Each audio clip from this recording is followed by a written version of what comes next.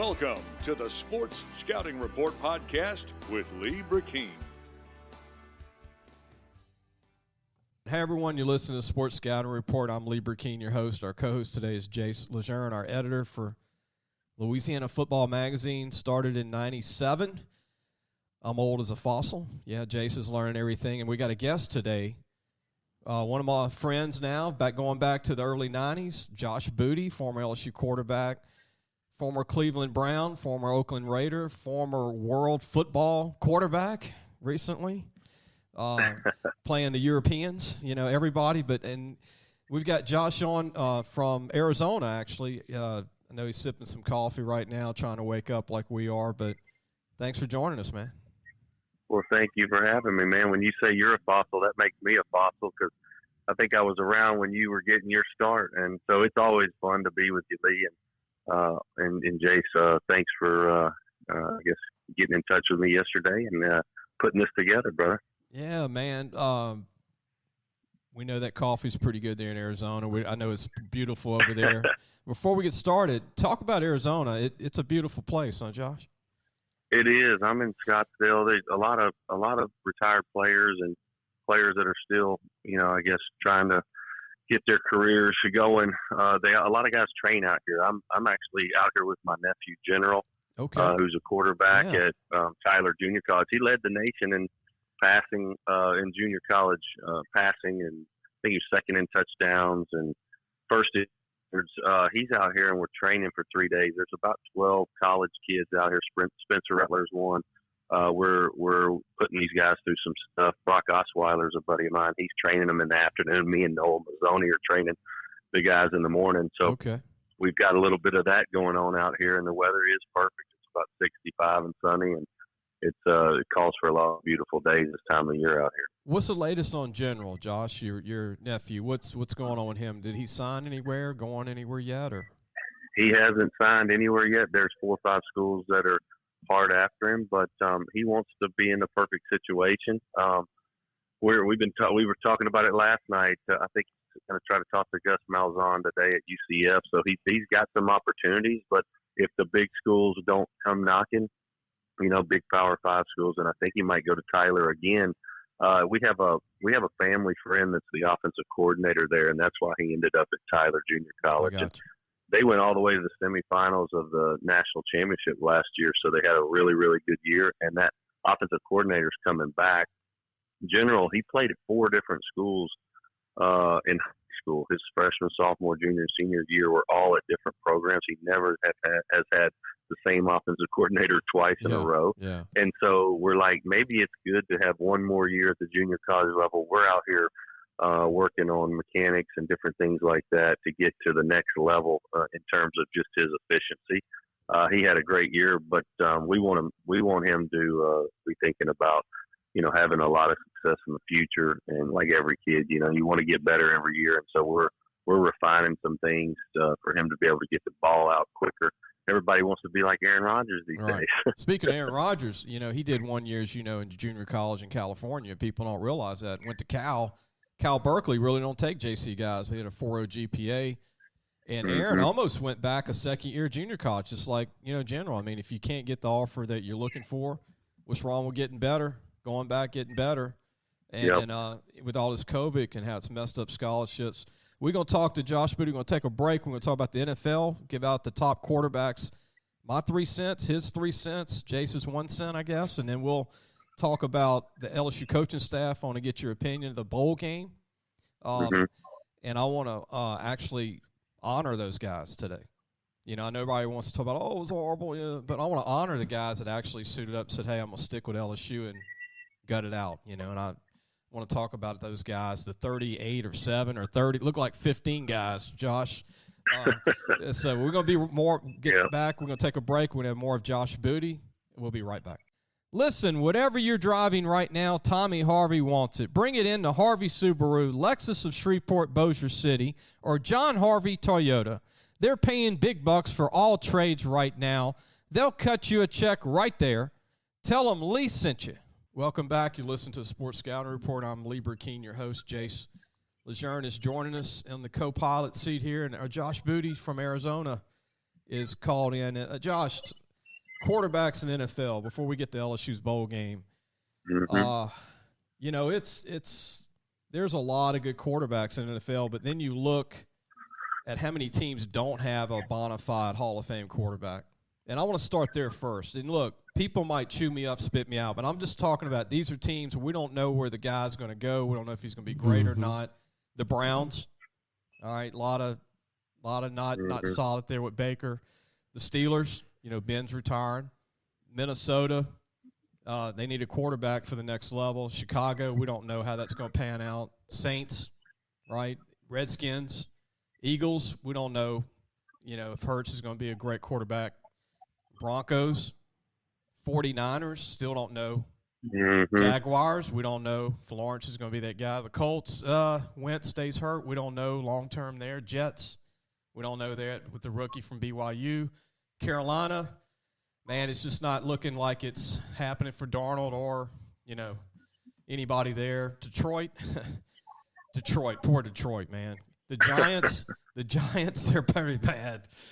And then you look at Miami, Tua, still, we don't know. You know, we don't know. The Texans, that's a lot of teams, Josh, that don't have a bona fide great one. And then we'll talk about the other ones, but that's a lot of teams looking for a guy. That's tons. You know, you could add the Steelers in there if you're talking about the future because Big Ben, you know, is going to be retiring at the end of this year. That's about half the teams you named in the National Football League. And, you know, it's hard to find a great quarterback, but you got to have guys that surround him. You got to have a good coaching staff. Like I talked about General being in 4 different offenses. A lot of these offensive coordinators and defensive coordinators move around, so it's hard to get their units solidified year in, year out, and have a guy like have guys have a lot of success like an Aaron Rodgers or Brady. Some of those guys that are having super success, they've been around now a long time, and they know how to, you know, get through ball games, compartmentalize situations, handle different things. Being the leader is probably the number one thing that you have to be. It's like last week when we saw AB walk off the field, and there was a lot of what ifs going on around Tampa, and I'm sure the sideline. Mike Evans is trying to talk him into not running off the field, and Brady's down 14, and yet he was able to compartmentalize his emotions and go out there and beat the Jets on the road. Now, you know, the Jets aren't world beaters, but that's an NFL team that these guys are getting to tackle, to cover, you know, to blitz, to rush. I mean, and on the defensive side of the ball, he goes out there and figures out a way to overcome the obstacles. It's like I don't know if you saw the game on Monday night with Baker Mayfield. You mentioned Baker a second ago, but he got rushed.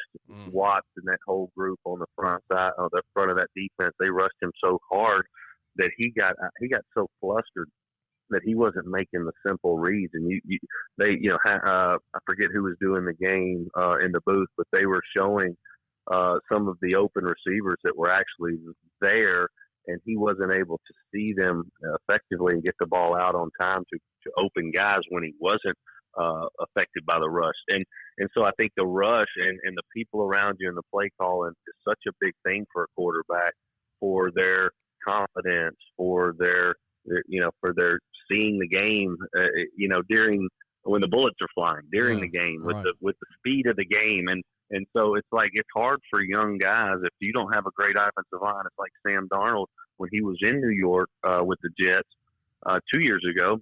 They were playing Belichick and the Patriots, and he came out after the game. The Patriots just beat him up, sacked him, he turned the ball over, threw a pick six or two, I think, maybe in that game. And he came out and said, I was seeing ghosts. You know, he gave Belichick a lot of credit. You know, quarterback, you don't really, even if you see ghosts, you don't want to talk about it. You know, it's like the dreaded shank in golf. You don't want to talk about it. Hey, look. You know what I'm saying? All right, the next thing, you'd love this, and this is our last part of the quarterback deal, but I think Josh would find this really cool. I broke this down in 3 parts on the best quarterbacks. I got it broken down on the 3 best quarterbacks, the guys that need to take the next step, and then the guys that are maybe old over the hill almost. And at the end of their, to get to a Super Bowl. Yeah, like 3 different tiers type. Yeah. So it's a 3-tier. Yep. My first tier is I got 1A Aaron Rodgers. I got him as the best in the league. That's just my opinion. I got 1B Tom Brady. I got 1C Mahomes. Oh, yeah. That's my 3. Can't argue against those. We were talking about that last night, me and my nephew and some guys. It's like Rodgers is the best quarterback, most efficient guy on earth. Brady's the best winner we've ever seen. Yeah. And then Mahomes has all the tools. I mean, he's a freak. He's got a great offensive system. He understands now what he's doing. He's nasty. If everybody's healthy on the field, he gets real, real nasty. Those 3 are the best 3 quarterbacks in football. On their good days are so much better than anybody else's, to be honest with you. I think you can talk about some of the other big days that like Burrow has had and Josh Allen has and some of these other quarterbacks, but those other guys are consistently great, and that's what makes them the best in the league. So here's the next 3. This is just my 3 cents, and get your thoughts. The next 3 are I've got Matthew Stafford, Russell Wilson, and Dak Prescott, and Josh Allen. Yeah. Those are the next core. And then Russell might be with a new team next year, which I hope is the Saints. Yeah, you and me both. And then you got Dak, no Super Bowl, no playoff win yet. A lot of money, though, man. He's made over $100 million. He's a Louisiana guy, like not far from where you were raised, Josh. Right. Yeah. You got Matthew Stafford, the Georgia legend, that's just doesn't have a Super Bowl, no playoff wins, very similar. And then you got Russell Wilson's won a Super Bowl, played in a couple. He's kind of toward the end of his career, still got some stuff in him. And then there's this other tier, like Lamar Jackson, no Super Bowl. He's got talent, but he's got to just finish a whole year. He looks phenomenal for half a year, but he just doesn't have a 16, 17 game type of season. Kyler Murray, he's showing it at times. Derek Carr, man, your old Oakland Raiders, he just needs some luck in his he needs some luck. I mean, he just doesn't seem to be able to win that big game yet. And then Ryan Tannehill. I love Ryan Tannehill a lot from the Titans. That's a tough dude. I like him. But he's toward the end of his deal. Like I'm wanting Ryan to win one. I'm wanting Ryan to play in a Super Bowl, but it's getting toward the lights about to be turned out. You know what I mean? And then you got the young guns, Burrow, right, Justin Herbert, Mac Jones, and then obviously Kyler Murray again. But it's not a lot of good. That's a small group. It's a small group. It is. It is. I love Kyler Murray, to be honest with you, because he can do so many things with the football, and that's not arm angles like Mahomes and all that. He can do that, but I'm talking about he can elude the rush. He can make all the throws. He's accurate. He's heady. He can.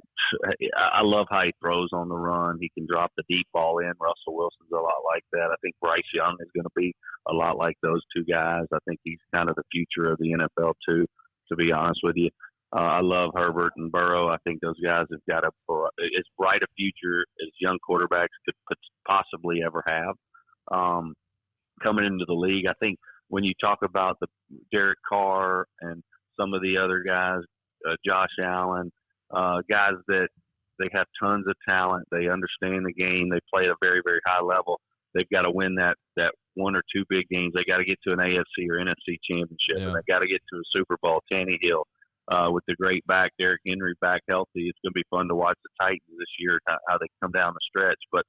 But I think, there's so many great players on good teams too that it's hard for those guys to actually win a couple of big games because they're facing Rodgers and Brady and Mahomes at the end of the day in the playoffs.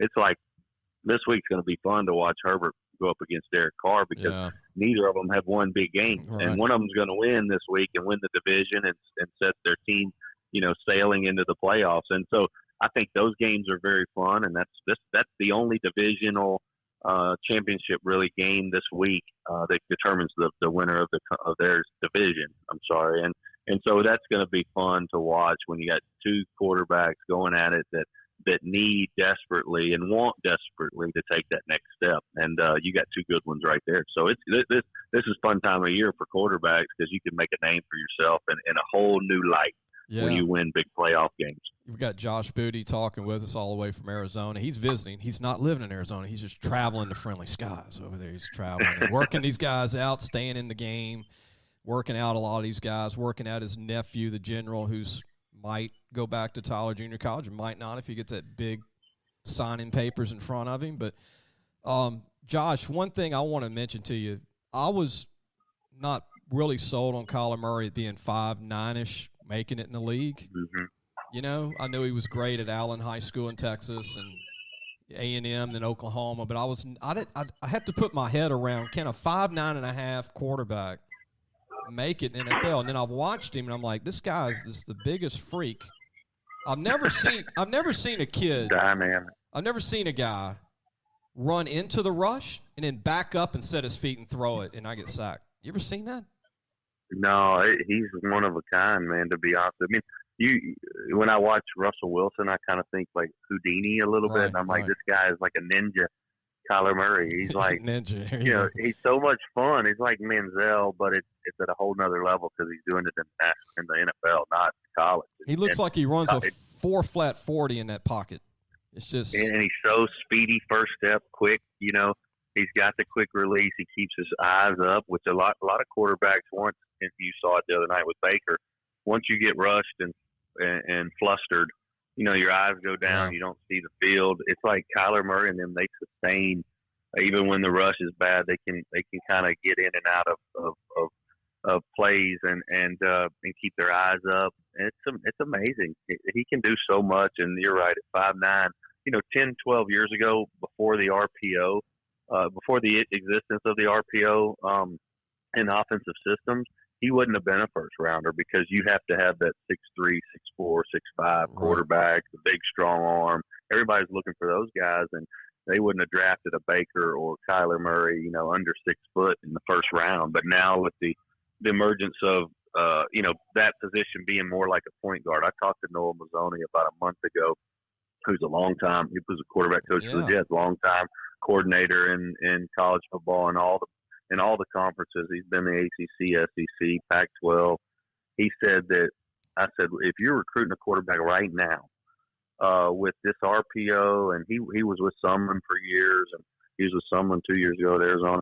I said, well, who would you draft a quarterback who can sling it 6'5", can you know, shotgun guy, drop back guy, pro star, or would you recruit a point guard type quarterback to run your system with all the RPOs and with all the play action stuff and movement in a pocket? He goes, a point guard, no doubt. Today's game has changed. It's not like it used to be. And that's why Bryce Young, Kyler Murray, these guys are going to go, you know, first overall in the NFL draft, is because they bring a whole new element to the game, and it opens up a ton on offense for offensive. Before we go to a break, I want to take a bow to the man that brought the short position to quarterback back when it wasn't really popular, Mr. Doug Flutie, Boston College. Yeah. I want to take a bow for Mr. Doug Flutie, because he was the Houdini before Houdinis. Mm-hmm. He was. Watch that Miami Hurricane last-minute play he made where he looked like he was Burt Reynolds in the original Longest Yard movie, where everybody had a shot at him. He didn't even see where he threw it, and it went right in the stomach of his receiver. I feel for Bernie Kosar because he was on the wrong side of a lot of those type of games, and he was on the wrong side of that one in the John Elway drive too. I don't feel sorry for Bernie because he played at Miami, won some championships. He had a pretty good career, you know. Yeah. I got a trivia for you guys on that drive. The drive, Elway versus Cleveland, with Belichick coaching that defense. Who was the defensive back coach on that staff? Saban, baby. Yeah, that's right. Nicky Saban. Yeah, right. Mm-hmm. You know, I wish I was a fly on the wall to see if they ever argued, like him and Belichick. Oh, I'm sure they did. Oh, God. It's like, Nick, I don't know if I want to be in that room. No. I don't think so. I think I would guess at that time, and I know you played for the Browns a few years after that, Josh, but I would guess that he did not go against Belichick too much at that time, I would guess. But, Nick, no, you never know. Think so. You never know. But Sam Rutigliano, I think, was the coach early on, old Sam. And that they had Paul McDonald at quarterback before Bernie. And they had, remember old Ernest Biner, Josh? Mm-hmm. Oh, yeah. Stacey Mack, Ernest Biner. Paul McDonald's a good friend of mine. Ozzie Newsome was on that team. Yep. Probably the best tight end ever played at Alabama, you know. We're gonna, Yeah, they had some studs. We're going to take a break. When we come back, we're going to talk LSU football. I know Josh loves to talk LSU football. When we come back, talk about the bowl game, and I want to honor those guys. I want to talk about them in a different light. Everybody's talking negatively. I want to talk about positives because those guys stuck it out, man. We'll be right back with more of the Sports Scouting Report. We got Josh Booty. We'll be right back. If you need a paint job or repairs to your vehicle, go see Medine's Collision Center located in Baton Rouge, Louisiana on Kincaid Avenue. The number to call is 357-7983. That's 357-7983. Your Baton Rouge Accident Advisors. Welcome back. You listen to the Sports Scouting Report. We got Josh Booty with us. Jace LeJeune's our co-host. Before we talk about LSU, Jace is a little bit younger than us, Josh. Different generation here, but what do you think, Jace, with quarterbacks? You're probably going to have a different perspective, but you started following football at a young age. But yeah, sure. I mean, as far as the game I was going, I do agree with Josh just because of the style of quarterback that's coming up. When I first started watching football, it was Peyton Manning, it was Tom Brady, it was pocket guys, and now all of a sudden you see all these dual threat quarterbacks and just the evolution of it. But Josh, I do have a question for you. Do you think the game, like with the Tom Brady's and the Peyton Mannings, the pocket quarterbacks, especially with the evolution of football now, do you think that they still really hold a place in today's style of game, I would have to say? I think at a different degree. I think you still would love to have a Justin Herbert, a 6'5", 6'6" kid, or Josh Allen, guys that can sling it. You better be more mobile now because offenses have transitioned into this moving around a whole lot more, a lot more play action. Even when if you watch Brady when he came up the first 10 years and he got his first probably 150 starts compared to his last 150, he's doing a whole lot more play action now. They're doing a lot more quick throws now, getting it out to the perimeter faster. It's like basketball. It's spacing. Bill Walsh started all that with the West Coast offense, getting the ball out, but now they've incorporated a lot of the play action stuff that they didn't back with the Niners and back in those days. So I think football is it's always evolving, and there's a lot better play action stuff for quarterbacks now, hence the RPO. And they have run pass options. Now you can come up to the line and you could run right, you can run left, you could throw right and throw left. So there's a lot more in the offense than there was, and more simple completions for quarterbacks. And that's why completion percentages are way up. Defenses are doing a whole lot more, but so are offenses. And so they're utilizing, all the speed they can get on the field. And it's like when LSU won the national championship 2 years ago with Burrow, and they had 5 guys out there that could catch the ball and run with it, or Clyde Edwards-Helaire back there that can run and catch the ball out of the backfield, and it makes it so hard to stop. They're multidimensional as hell, and that's why Saban went to the spread too, because it's just so hard to stop. And I think the best teams in the world right now on offense, especially at the college level, you can see it, stands out. Ohio State, Oklahoma, they're the ones putting up all the yards. LSU 2 years ago, Bama every year. It's the spread offense and what they're capable of doing. And I think that's where the NFL's going. They're taking a huge page out of the college. And that came from the high school level, to be honest with you. It's trickled all the way up. And now all these kids that are having success were high school kids that did the same thing. They've been running the same offenses for years. That's why guys can play early and quicker and better and have more success early in their careers. I want to change the subject. We're going to talk about LSU's bowl game. I want to mention my 3 cents of analysis before we get Josh's and Jace's. But in my 45 years of watching LSU football, I've never seen a team with less talent to play a bowl game. I also want to say I love the effort of the 37 guys that actually played with the walk-ons, the other 25, 30 walk-ons. But to wrap this around your head, I did some research. When I watch a high school game, and Josh played ball at Evangel, I played at Central. Jace grew up, went to Catholic High in Baton Rouge. But it reminded me of watching a high school game, Josh, when you see a team that only has 20 guys dressed out, and they're all playing. They're all playing offensive, defensive. They're all playing special teams. The same 20 guys. and the same guys are playing all the reps, all 100, and you just know by the third quarter they're just gassed. I mean, they could have been running a fifth-team walk-on at Kansas State, and he would have got 100 yards in the third quarter. But at the same time, you don't have any backups. Your starting long snapper wasn't even playing, or kicker on top of that. You got a quarterback who hadn't played quarterback in 5 years since Lutcher High School, hadn't taken snaps as a quarterback in 5 years. John Trey Kirkland had 3 touchdown passes, over 45 yards rushing, almost 200 yards passing. They lost 42-20, but look, to only get 3 weeks of reps at quarterback, Josh, you know how that's like. You came back from pro baseball after 5 years.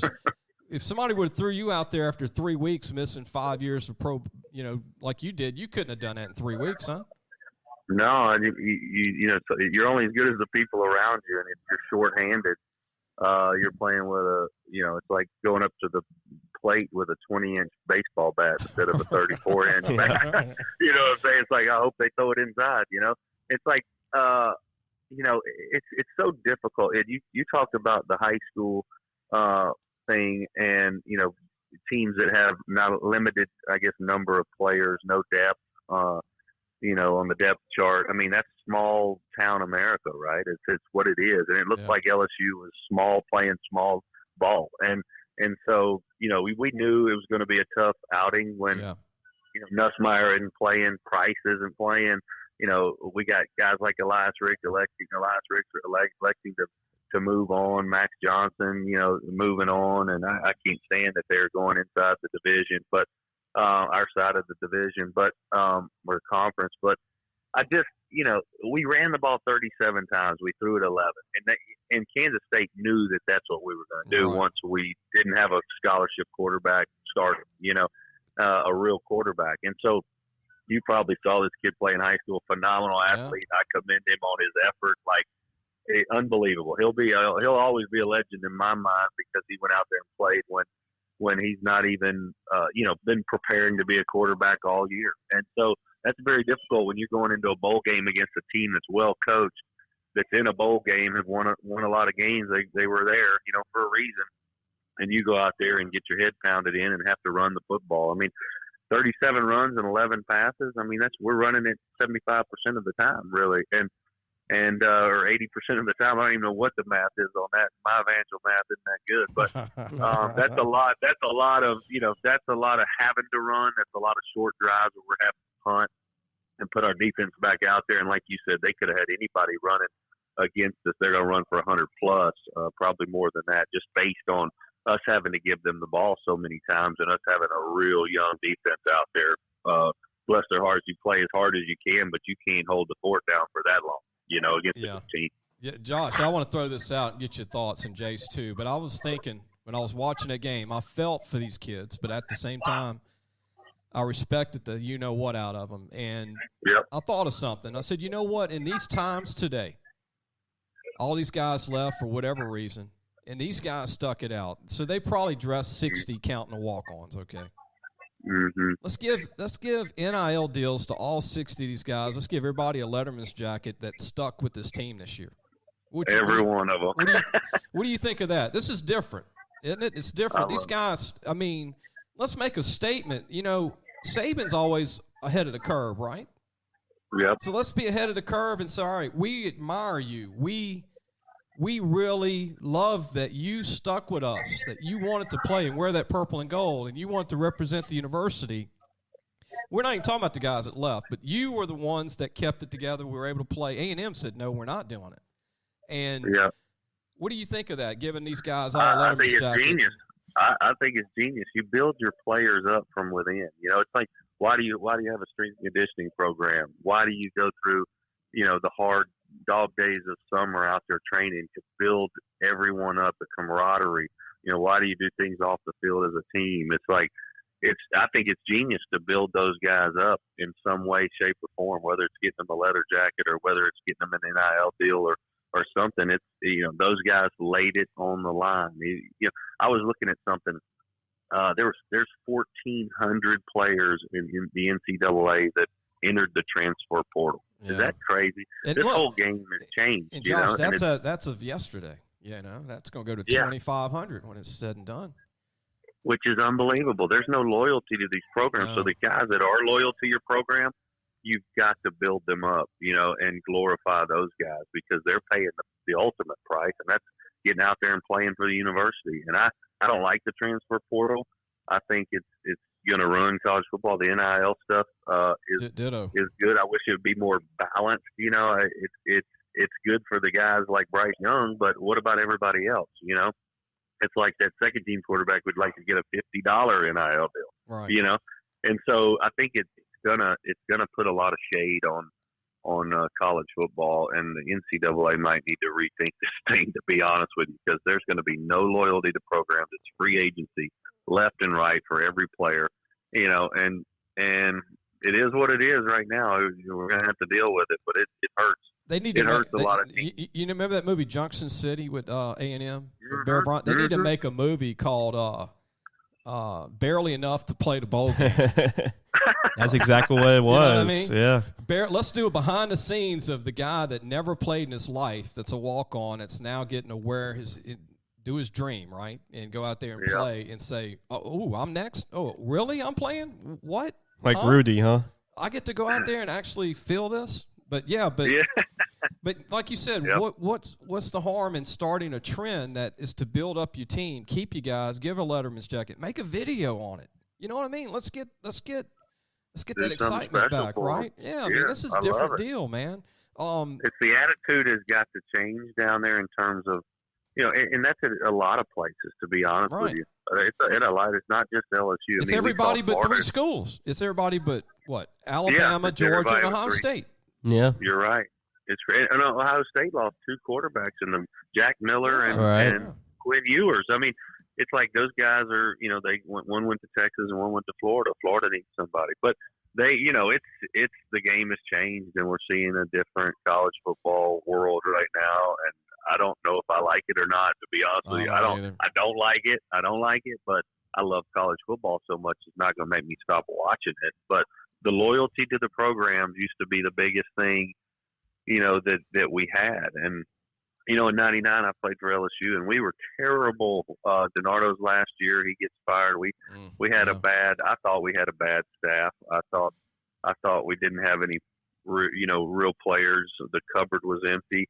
And, you know, but I still got to play and be out there on the field in Tiger Stadium. And it was as bad as that year was for LSU and for us as players, because we didn't win a lot of games. I think 4 or 5 games, but it was still, I got an experience that like nobody's business. No other, you know, people would still ask me what's it like to play in Tiger Stadium, even though we lost.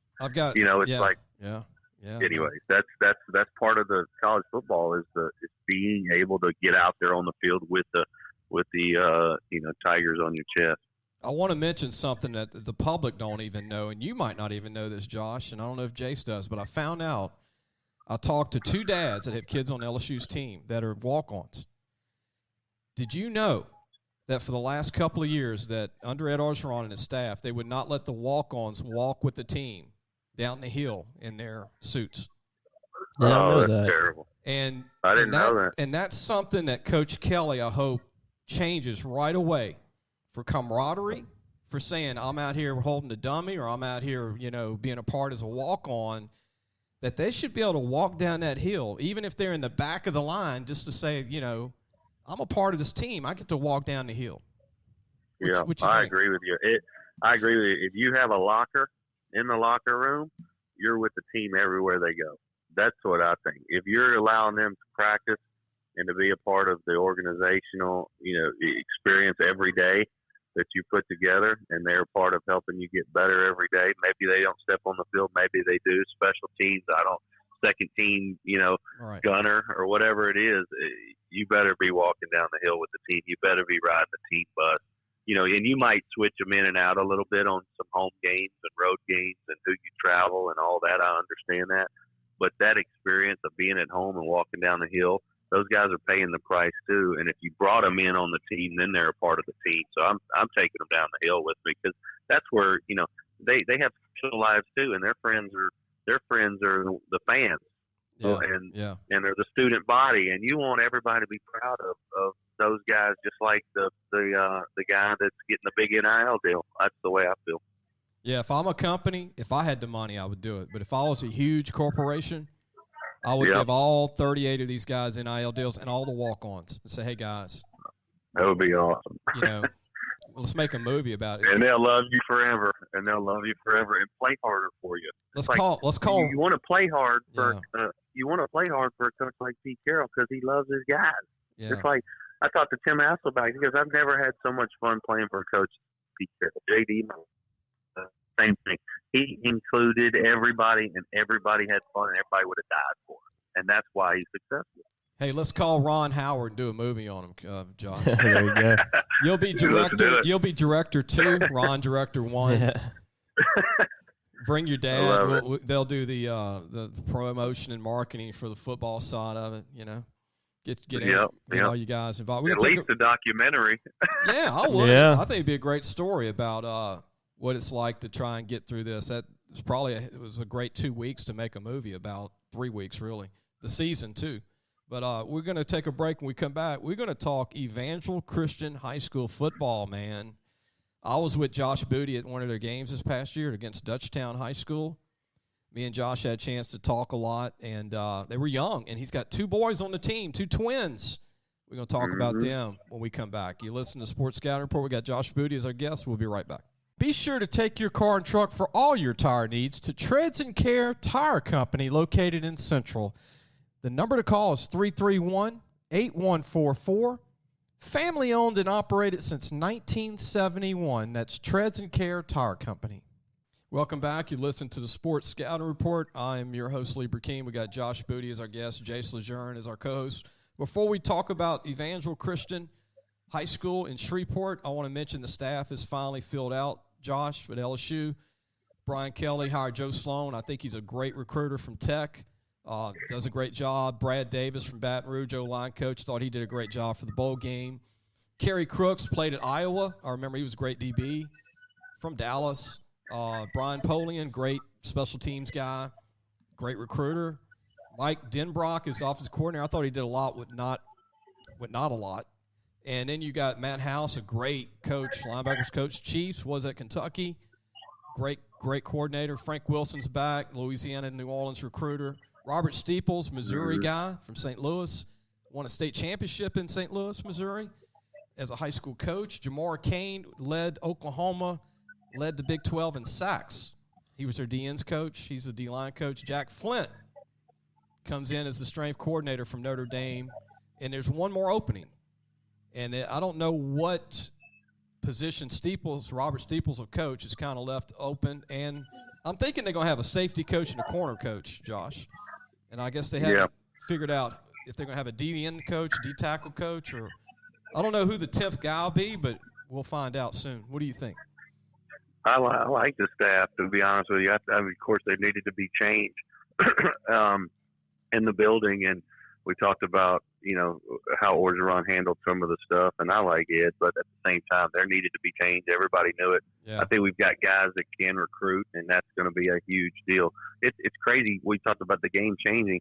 Like, not only do you have to recruit kids out of high school, but when they're in the building, you got to still continue to recruit them and make them feel comfortable and want to be there. And that's how the game's changing too. So those recruiters that are recruiting these high school kids in our signing classes, they're also going to have to continue to recruit those players that are now sitting in the chairs because of the transfer portal, and the way that could happen. So I think it's a full-time job, and these guys, you got to have the energy to do it. You've got to have the attitude, the positiveness. You've got to build a culture there.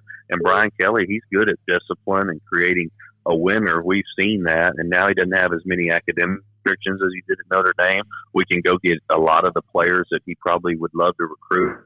He's just got to win over the coaches in Louisiana, but he's got a staff that's already done that before. Frank Wilson's one of the best. The guy that was at Louisiana Tech, he's been doing it. Sloan, so we've got some good things cooking now. It's just like we got to build this thing back up. We saw the bowl game. We got a lot of work to do, and I think Brian Kelly's fired up to get to work. Yeah, we're going to take a quick break. When we come back, we're going to go all Evangel Christian High School football. I want to brag on your twin boys that are going to have great years this coming year. Talk about some of the other kids. There's a whole bunch of kids. Josh will laugh, but when you got a lot of young guys that are freshmen this past year, the good thing is they become sophomores and juniors, and they went through the war. They went through those 12, 13 battle weeks, and this will be, I think, a great year for Evangel Christian. We're going to talk about them when we come back. We'll be right back. Come and visit the majestic mansion in the marsh, Gros Savon, Waterfowl, and Wildlife Lodge. Gros Savon is the true sportsman's paradise. Gros Savon Lodge has everything for you from fresh and saltwater fishing, alligator hunting, waterfowl hunting, and eco tours. Located south of Lake Charles. Call 337-598-2357 or visit www.grossavon.com for more information and schedule your trip to the majestic mansion in the marsh, Gros Savon, Waterfowl, and Wildlife Lodge, the true sportsman's paradise today. Welcome back. You listen to the Sports Scouting Report. I'm your host, Lee Brecheen. We got Josh Booty with us, also Jace LeJeune. Josh, your two sons, me and you were able to take in a game, and I know you've helped the team. You went to most of their games this past year, and your quarterback is your son Peyton, and your other son is Parker, who's a receiver. Yep. And they're growing in their bodies. I saw them. They were big. I thought they had good size on them last year as young kids. They got a great young team around them. Last year was like the Bad News Bears, watching the Bad News Bears, the old version. But it was one of those things I told you. I said, Josh, and you're a dad watching your kids play, but I'm like, man, this is going to be different next year. All this is going to pay off next year. And we're already into next year. We're already into that next year right now. So what do you think of your two boys and where they are? Well, I love them to death. I think they got a bright future. They play baseball too, which is exactly what I did. When I was at Evangel back in the day, every time I go up there, which is, a lot, it's like deja vu for me. The coaching staff is a lot of the guys that were there when I was there with Denny Duran, Ronnie Alexander, John Bachman. They've got guys that have been around Evangel, understand the culture and understand how to win. They're older now, it's 20 years later, but at the same time, they have they have a group. You mentioned 19 sophomores, I think, that started last year. In the playoff game, we went to St. Thomas More and got our butts whipped in the playoffs, but we had a 13-year-old out there playing linebacker. And I'm like, that's incredible. And we've got an 8th grader playing left tackle, that is blocking Peyton's blind side. Josh, and it's these guys are still watching cartoons, man.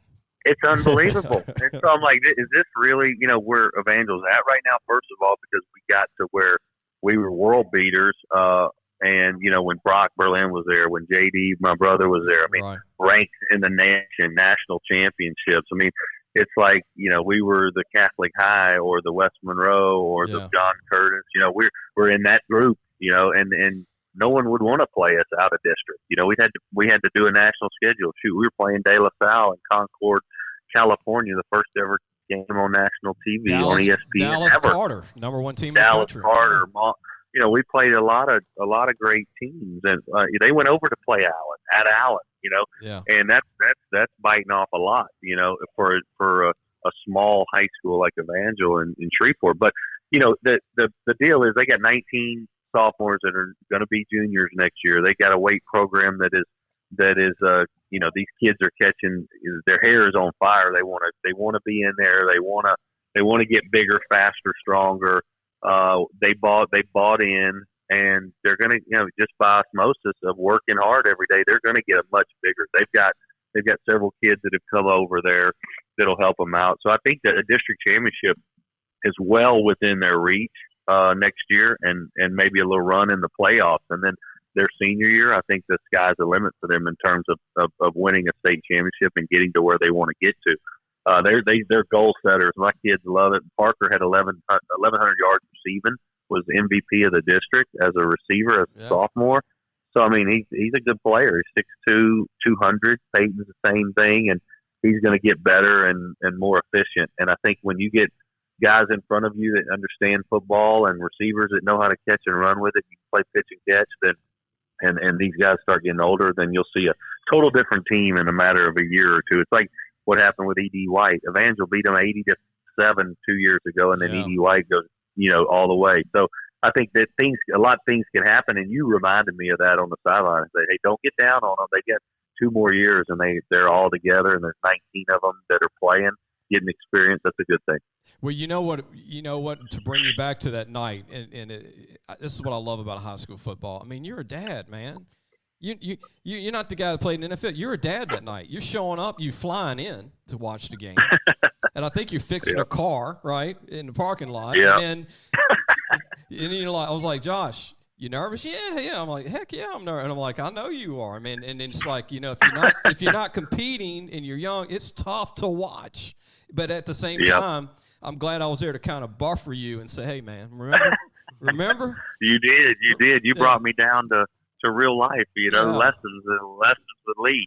Yeah, man, it's gonna be all right. That's what it was. Yep. I mean, you're right. I love competition. So anytime the ball's teed up and you put the ball down or whatever you want to say, it's like you get fired up about the game. I love high school football. It's where my dad was a coach and all my brothers played. It's been some of the greatest memories of my life were high school football. So do I love being out there? Heck yeah, man, I love it. And being out there with you on the sideline talking about all the players and the teams and the cultures and the traditions, I love it. And high school football's got a special place in my heart. I remember the ball boy was sitting out to show you the promise of the program. 6'6", 250 ball boy. And I'm like, you coming back next year? Yes, sir. And I'm like, you're not playing. And I said, Josh, see there? There's another one. There's another one. Right. But the whole O-line's coming back. And I want to mention all the kids. I'm not going to do like a whole 5-minute segment with each one, but I'm going to roll through all these guys. And look, if somebody left since the season ended, forgive me, but I want to mention them. But these are the guys based on going and watching play this year. Obviously, Peyton Fulghum, the quarterback, which is Josh Booty's son. Parker Fulghum, the receiver. Cody Jackson, a great DB, could play receiver still. Xavier Lewis, a D tackle. Yep. Kicker, Kent Kagan, who was a freshman at 115 pounds last year kicking. All right, the ball almost weighed as much as him, but a great kid. He's a sophomore now. And then you got Tyreek Robinson, a good-looking athlete. You got Gabriel Welford, a really good-looking DN linebacker, could play O-line. Drake DeMary, a linebacker. Jamal Jordan, defensive end. Here's the big boys on O-line. Jacob Carpenter, Matthew Jarrett, Ethan Paredes, Carson Dean, Christian Spate, Caleb Diggs, Bryce Wilson, Ethan Malone. That's a lot of big boys coming back with experience. And then you got Andres Mosley, an athlete, Deshaun Johnson, running back, Judah Horton, receiver, athlete Braden Curry, Zach Partman, Jacob Wilson. I mean, that's a heck of a group, Josh. Yeah, I think they only had 2 seniors or something, so they got everybody coming back. It's how bad do they want it in the off season to get better for next year, and how hard do they want to work? But I'm telling you, they're working hard. All these kids are together. They're in the same class, like I said, 19 sophomores that'll be juniors. They're coming up together, and they all want to prove something. And so it's going to be fun to watch them. It's still small town, football. There's still 45, 50 guys on the roster, and they didn't lose much. I can promise you that. So they're only going to get better. And it's like I said, how bad do you want it? And they're in the weight room getting after it. I remember at halftime of the game, I'm walking off, and Denny comes up to me, and you're walking by me, and Coach Duran says, Lee, you see all those sophomores? You see all those sophomores, Lee? You see he wants you to know they're young. He said they're gonna turn into juniors. I said, I know. He said, if I keep these guys around, it's gonna be a special group. I said, I know, Coach.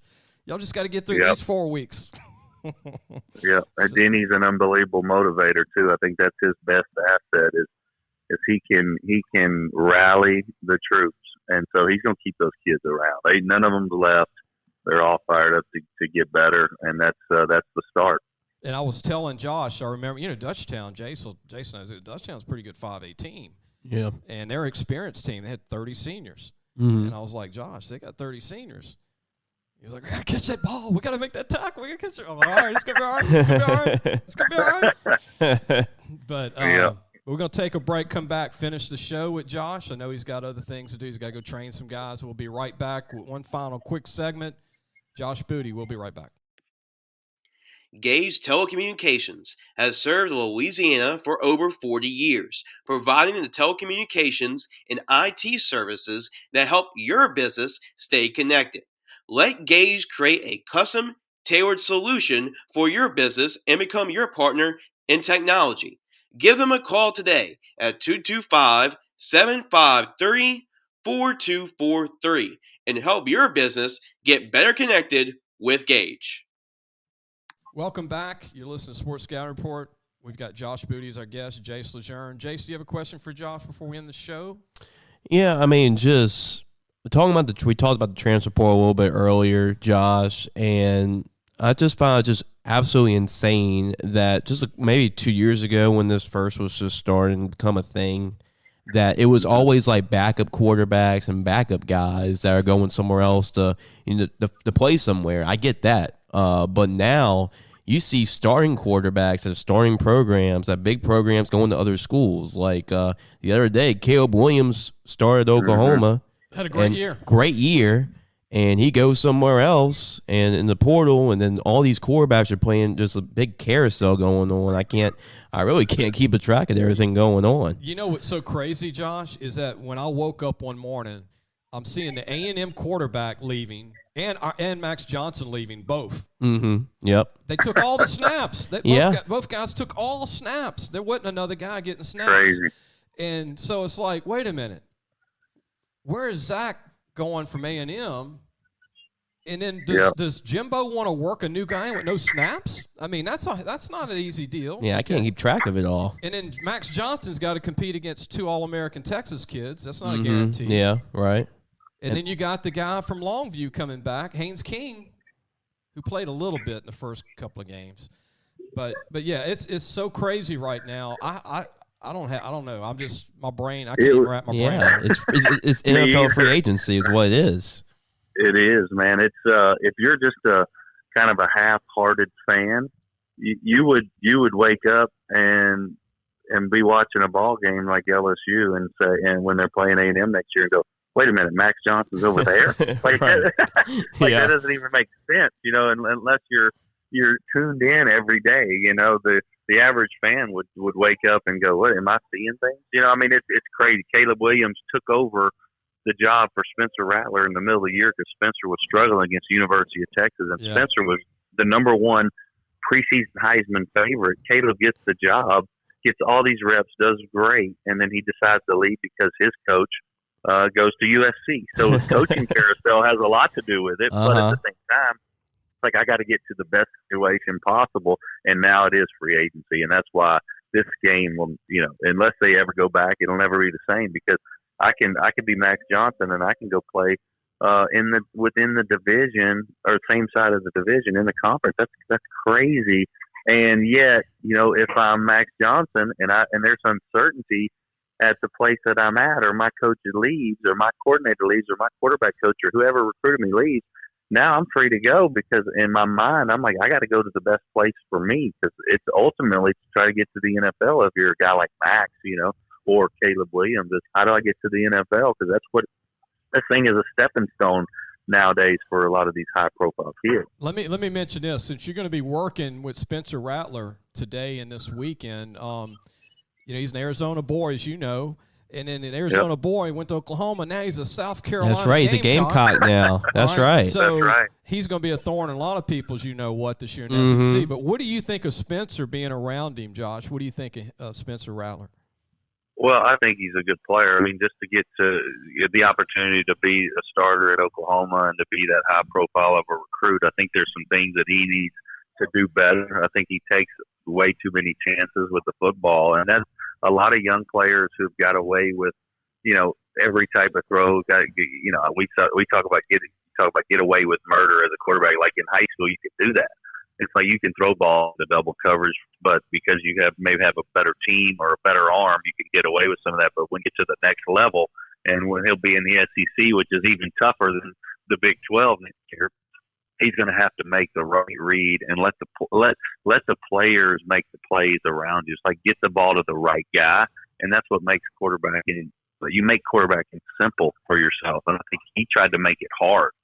let's try to make it simple. So that's the things that some of these guys are talking to him about is you've got all the talent in the world. You can make all the throws. You got quick feet. You got arm angles. You got all that stuff. But let's get it to the right guy and let them make the plays. Don't put the pressure on yourself. A lot of great quarterbacks don't understand that. I had a hard time with that. I'm like, I can make all the throws, but let's let the other guys that are getting paid to be out here now in the college level paid in NIL, but let those guys, they're on scholarship too.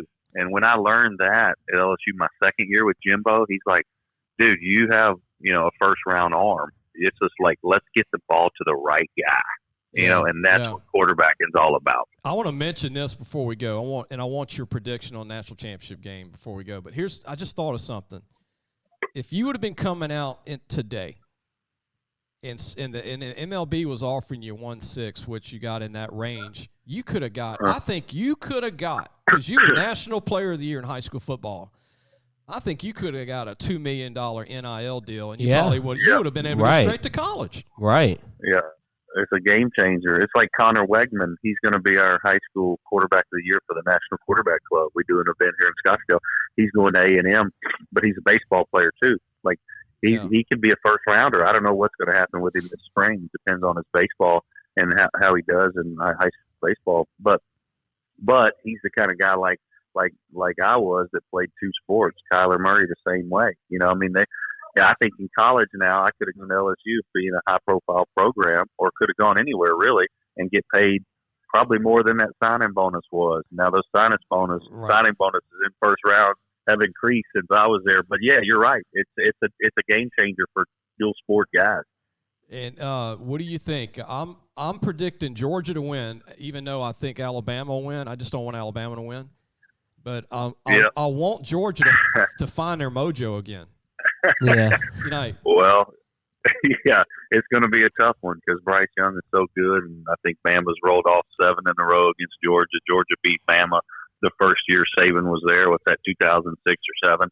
I mean, Georgia has been the whipping boy for Bama for a long time now, and everybody would love to see them rise up. And Kirby Smart, a lot of the Bama haters would love to see Kirby get him a huge win. But I like Bama again. I was at the SEC championship game. I watched it with my own 2 eyes. I thought Alabama offensive line wasn't near as good as they have been in the past. Yeah, and we saw that against some of the teams they played. But they were so solid in that game against Georgia. I think Georgia's going to have to rush 5 and get Bryce Young, get him off his game a little bit. They can't just rush 4 because Alabama's offensive line, they got everybody healthy, and they did a great job. Meechie 3 not playing is going to hurt Bama just a little bit. That's going to be maybe a difference maker in the game. Georgia's probably, if they don't turn the ball over, that's going to help them potentially win the game. They got to eliminate those turnovers. They got to step into a pick 6, but this game is going to be awesome. Georgia favored again after getting beat by Alabama by 17 a month ago. Rat poison for Nick. Yep. But he loves being an underdog. He never lost, I think, as an underdog in the last 15 years. So, and he's beat Georgia every time he's an underdog to them. Everybody wants to get Georgia, that favorite status, and then Saban creeps up on him. He loves that.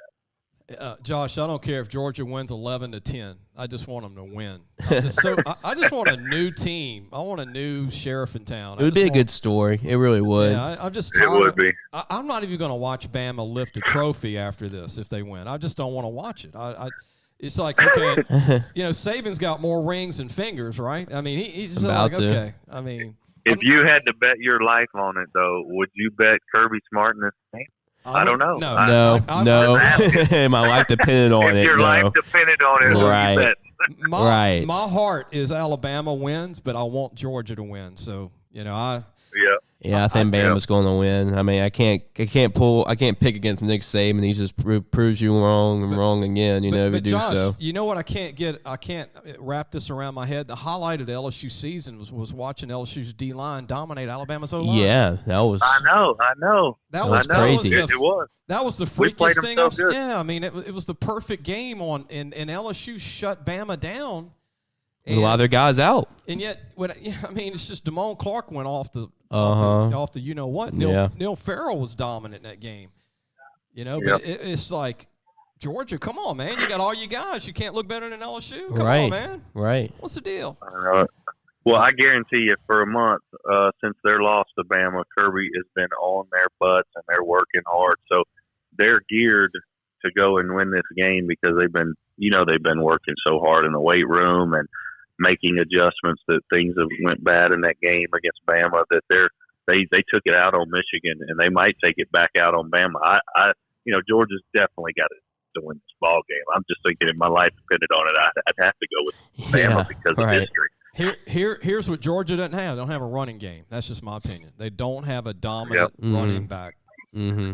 Saban's not fearful of their run game. He's not like Cook's okay, He's good pass receiving back. Yeah, but running the ball between the tackles, Bama shut him down and put the heat on the walk on and quarterback. But I don't know, George. Like Pickens, man. Pickens, like you said, Josh. George Pickens needs to step it up a little bit. Their tight end Bowers could have a really good game. Yeah. Oh man, that guy's a good player. Freshman tight end. Josh, really good. They got one last thing I was gonna say is Saban's never lost a big game to a quarterback that isn't multifaceted, like to the nth degree, to like a Manziel or a Watson, like you know what I'm saying. And we left Watson out of the conversation earlier. That guy can play, but Deshaun Watson. But I think with Stetson Bennett, he's able to do a little bit, but not a ton out the pocket, and that might help Bama win this game. If Stetson Bennett was a little bit more of a dual threat, it would be harder for them to stop. But I don't think he worries too much about him, to be honest with you.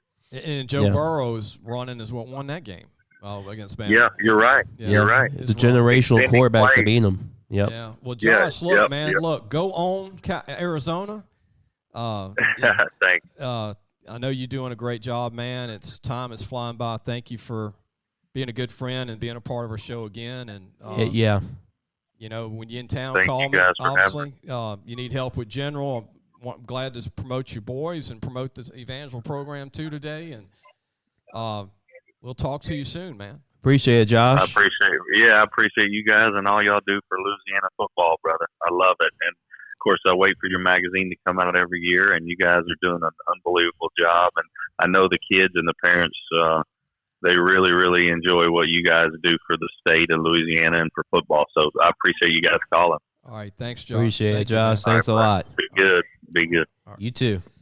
So Josh Booty calling from Scottsdale, Arizona. He's working Spencer Rattler out. James. I heard that's when he first mentioned it. I was like, wow, okay. And a bunch of other big that names. makes sense why he's in Arizona because that's where Spencer is from. And Noel Manzoni was at Ole Miss for a long time. If you remember, he was Ole Miss offensive coordinator, and him and Josh are really good friends. Right. Josh is in his 40s now. Still looks like he can play ball. Oh, yeah. And he still looks like he can go chunk at 75 yards. But I really think if they would have had this NIL money, he would have went straight to LSU. He would have gone to LSU instead of going with the baseball route first. He was National Player of the Year. Mm-hmm. He was the hottest thing, and I think he would have got a $2 million NIL. I think it would probably been $3 million. Right, because at the time, I mean, we did a whole story about this, but this was when you first were going to the business too. But the two top quarterbacks were Peyton Manning and him. I mean, those are the two top guys. They both would have got $3 million NIL deals because they were like the hottest thing. USA Today was like Player of the Years, and this wasn't like just all American from Louisiana. They were the top guys, 1 and 2 or 1A and 1B. Yeah, and but hey, I still think 25 years ago the money would have been big for them. But, we got to get a handle on this portal. The NCAA needs to make some rules. Now, they're going to meet in January. The coaches' convention's in January, and they're going to re-vote on everything, just so people know. Mm-hmm. But I go to the coaches' convention sometimes, and that's when they make new rules for officiating for games for college football. Which I'm sure targeting is going to be talked about. And 2, they're going to look at this portal in January, and it's a 2-week deal. It's actually 7 full days. High school coaches listening to this know this. All the high school coaches in the country go. All the colleges go. I don't go media. I go recruiting, and I go to help kids that we're working with. But it's held usually in Nashville, San Antonio, Louisville, Kentucky, California, and sometimes New Orleans. Mm-hmm. And I've been to several, and we'll have something on the portal by February, March to give people an idea. They'll vote on something in January. They'll probably look at it again. But I guarantee you, the college coaches are finally going to all come together, because even the 1AAs are losing their players to the D1s. Yeah. And they're all going to be in one room, and they're going to say, all right, guys, we got to come up with something. There has to be a limitation to it. And there's got to be rules and dates. There's got to be a date you can be in the portal. There's got to be a date you can get out of the portal. And there's got to be consequences that you got to sit out again. That's got to come back into play. And I also think college coaches, for this to stop, they need to coach through the year, through their contract, to finish the season, so it doesn't make it even worse for kids wanting to leave. Right. And maybe there has to be a time, like if a kid is in the portal, there's a amount, like a date or a time. Yeah. If nobody has picks them up, they automatically go back to their old school. And like Coach Andy Martin said from University High, state champs, Division II, the other day we had him on. I love his deal. Get rid of the early signing day. Get rid of it, because it's just too early. There's too many changes right now. And move the second one back to August. That's what affects the coaches, because right? There's no basketball going on. There's no football. And you can visit all those weekends in August and in July, meaning you ain't got to worry about running track or playing baseball, playing basketball. You don't have to worry about your football season, and it leaves the kids alone, and it keeps them from being hurried and rushed, right? Yeah. And it helps the colleges.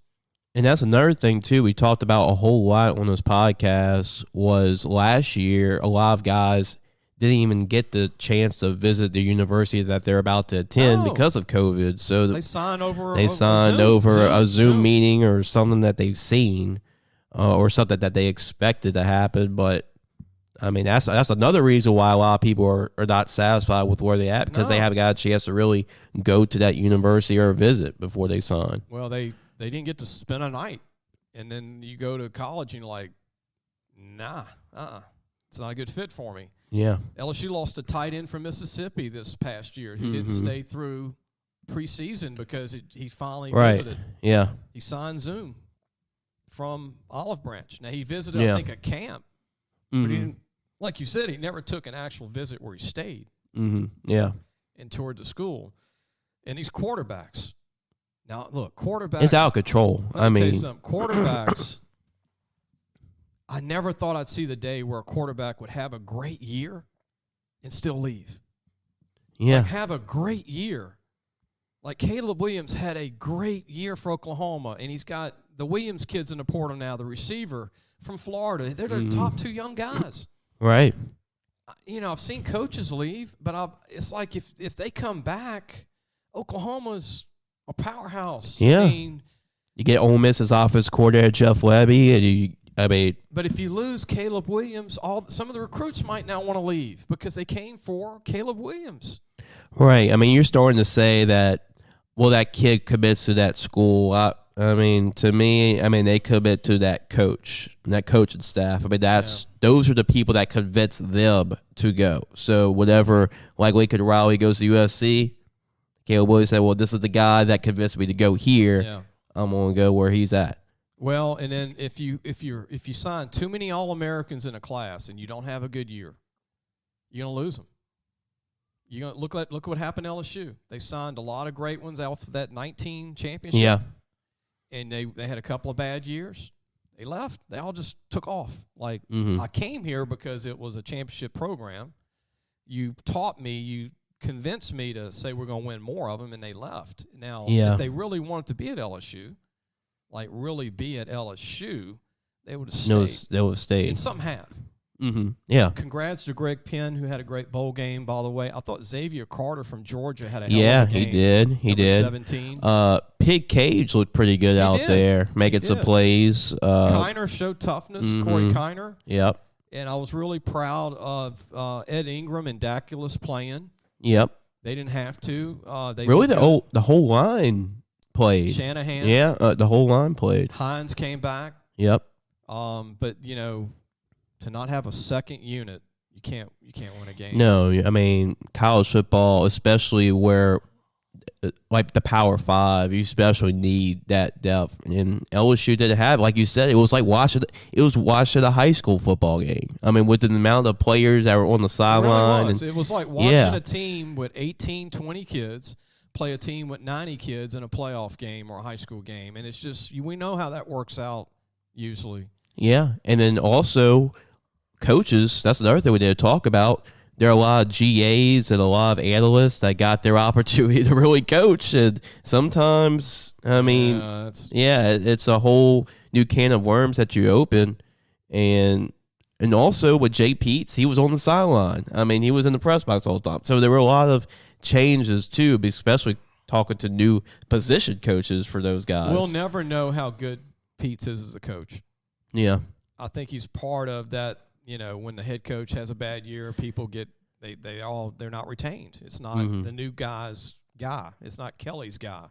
Yeah, so and that was the risk of for Coach Orgeron, knowing that he needed to get great coordinators to keep his job, and these are both. Now I think both of them are two really good coaches, but they're inexperienced. And the D-line coach did a great job this year. Yeah, he did. But again, just they clean house when it's not his guys. That's how it goes. Yeah. They did keep Coach Davis, who I thought showed a lot of kept his emotions there. It was tough for him. He did a great job in a tough circumstance. Man, and did a great job and kept these kids together, because if he didn't, then they wouldn't have had a bowl game. If they would have got down to 30, there's no game. Yeah. There were 8 kids away from no game, maybe 5. If this game was played last year, it wouldn't have happened. No, I mean they might have been 5 kids away from not having a game if it went to 32 kids. Yeah, they're at 39, 38, 38. Yeah, because the kicker was not. That's playing. True. Right. And by game time, the long snapper wasn't playing, so it was 37, and actually Besh wasn't supposed to play. But yeah, Besh was 36. Yeah, and all those guys, they think about it, like the guys that were dressed out, they wouldn't have played anyway, because Nussmeier was dressed out, but he wasn't going to play. Right. Besh was dressed out, he wasn't going to play. So it might have been close to 33. So 32. I don't know how many players have actually, went out with an injury. They probably could have forfeited the rest of the game if a couple guys got hurt during the game. I would love to see LSU schedule Kansas State in the future. I mean, that has to happen. Because, congrats to them, whatever, but you played you didn't play a full half. You played a fifth string defense and offense. A wide receiver played quarterback for the first time since high school. You played walk-ons. I mean, it's not the same.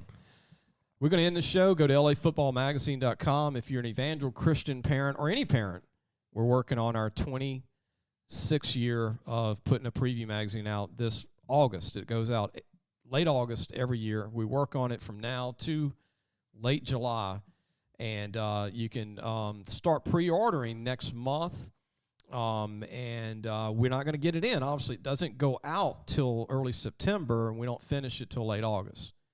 It's not confusing, but just realize that we're not going to have a magazine ready till early September when you actually order one. Yeah. And you can go to lafootballmagazine.com.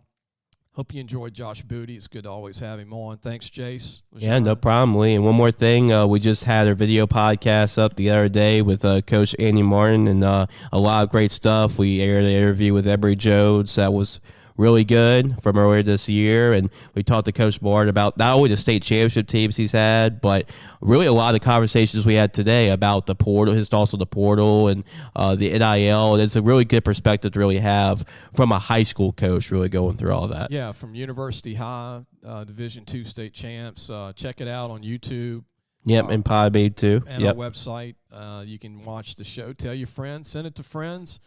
And we'll see you really soon. Yep. Bye.